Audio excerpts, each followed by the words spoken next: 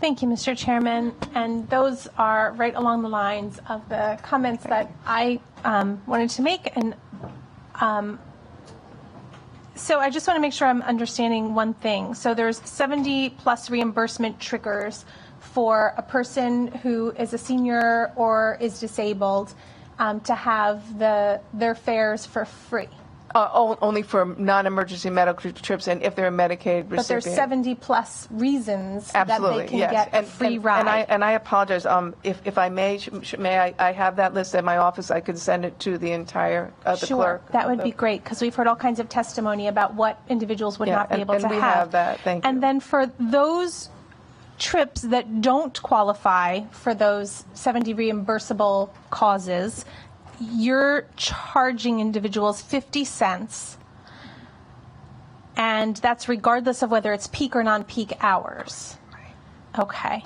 So, and since Logisticare took over, they've made it so difficult for people to get these qualifying trips paid for that you have lost a significant amount of money as RIPTA. Correct. And so RIPTA is bearing the brunt of social service programs and a failure in the system elsewhere. You all have had to continue providing service for these individuals and have taken a significant financial hit. Yes, thank you. Right. We've actually seen as much of an 80% increase in senior disabled passes, applications after Logisticare took over in one single month. Right. In the free passes. So we're not sure what Logisticare is telling people. Is it coincidence that right after Logisticare began managing the trips in that month, December 2015 or 14, I apologize, we had an 80% increase in applications. So is Logisticare smart enough to say, okay, we're operating in a state that has a free bus pass program, rather than provide this person with a ticket, we're going to advise them to go down and apply for a free pass. And it's significantly easier for them because they don't have to do the paperwork. They just encourage people to get the free bus passes.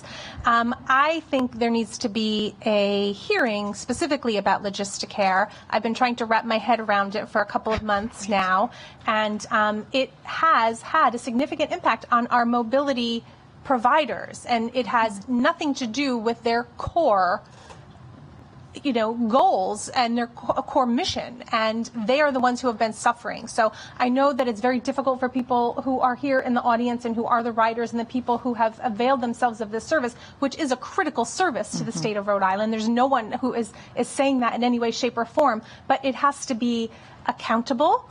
And it has to be accounted to the proper, appropriate place. So it's not RIPTA's mission to provide these rides for, social service needs. It's the individual agencies. So I think, I really do appreciate the sentiment behind Representative Slater's bill.